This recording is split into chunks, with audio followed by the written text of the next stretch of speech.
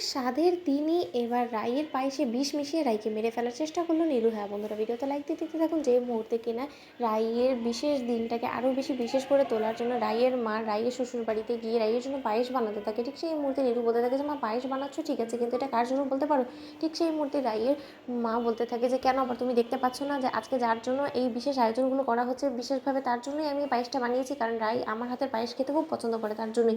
অন্যদিকে নীলু বলতে থাকে যে মা এই পায়েসের মধ্যে কী করে বিষ মিশিয়ে তোমার মেয়েকে আজকে এই বিষাক্ত পায়েসটা আমি খাওয়াই, তুমি সেটাই দেখো, তারপরে তুমি নিজ হাতেই তোমার মেয়েকে মেরে ফেলবে এবং তোমার মেয়ের মৃত্যুর পেছনে এবার তুমিই দায়ী থাকবে, এই কথাটা তুমি মিলিয়ে নিও আমার।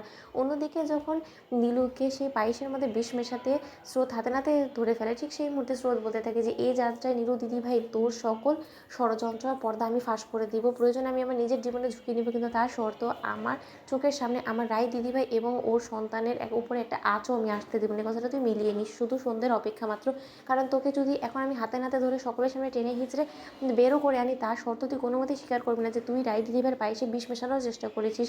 আজ সন্ধ্যেই না হয় তোর গোটা পর্দাটা আমি ফাঁস করে দিব। অন্যদিকে সন্ধ্যাধ্বনি আসা মাত্রই যখন রাইকে অবশেষে তড়িঘড়ি করে তৈরি করে বাইরে নিয়ে আসা হয়, ঠিক সেই মুহূর্তে সকলে যখন আনন্দে আত্মহারা হয়ে অনির্বাণকে বলতে থাকে যে অনির্বাণ দা আর তো কয়েকটা দিনের ব্যাপার মাত্র, তারপরেই কিন্তু তোমাদের মধ্যে আরও একজন আসতে চলেছে। ঠিক সেই মুহূর্তে অনির্বাণ বলতে থাকে যে আমার তো আর তর্স হয়েছে না জানো তো। অন্যদিকে অনির্বাণ যখন রাইয়ের সাথে বসে যেতে নেয়, ঠিক সেই মুহূর্তে অনির্বাণকে সার্থক থেকে শুরু করে বিক্রম অবধি সকলে মিলে সেখান থেকে উঠিয়ে দেয় এবং বলতে থাকে যে আজ আমাদের পুরুষদের কিন্তু এখানে কোনো কাজ নেই, তাই কোনো মতেই আজকে এই মহিলাদের মাঝখানে আমাদের বসে গেলে চলবে না, তাই এক্ষুনি চলো আমরা বেরোই, চলো বেরোই।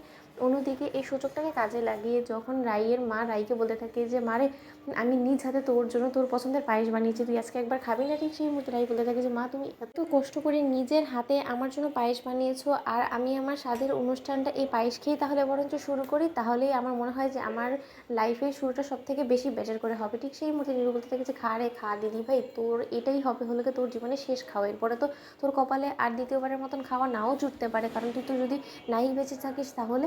অন্যদিকে এই পায়েসটা যেই মুহূর্তে কিনা রাইয়ের মা রাইকে খাওয়াতে নেয়, ঠিক সেই মুহূর্তে স্রোত ছুটে এসে রাইয়ের মায়ের হাত থেকে সেই পায়েসের বাটিটা ফেলে দেয় এবং বলতে থাকে যে মা তুমি কী করতে চাচ্ছিলে বলো তো, রাই দিদিভাইকে তুমি নিজ হাতে মেরে ফেলতে চলেছিলে। ঠিক সেই মুহূর্তে রাইয়ের মা বলতে থাকে যে স্রোত এসব কী হচ্ছে বলতো, আমি কেন আমার মেয়েকে মেরে ফেলতে যাবো বলতো, তুই কী সব উল্টোপাল্টা কথা বলছিস। ঠিক সেই মুহূর্তে নীলু বলতে থাকে যে কী রে স্রোত, তুই কি কোনো দিনও শুধরবি না, না কী রে বলতো, কী দরকার হলো তোর যে তুই হাতের থেকে এই পায়েসের থালাটা ফেলে দিলি। ঠিক সেই মুহূর্তে স্রোত বলতে থাকে যে কী কারণে ফেলেছিস সেটা তুই নিজেও খুব ভালো করে জানিস, এবার তোর আসল পর্দা আমি ফাঁস করবো না। নীলু দিদিভাই তুই কি মনে করেছিস যে তুই এই পায়েসের মধ্যে বিষ মিশিয়ে রায় দিদিভাই এবং রায় দিদিভাই সন্তানটাকে মেরে ফেলার চেষ্টা করবি, সেটা আমি জানা সত্ত্বেও সব কিছু মুখ বুঝে সহ্য করবো, সেটা কোনো মতেই না। তুই সকলের সামনে আমি তোর পর্দা ফাঁস করে দেবো, তুই দেখে নিস। তো বন্ধুরা লাইক কমেন্ট শেয়ার করে সাবস্ক্রাইব করতে ভুলো না।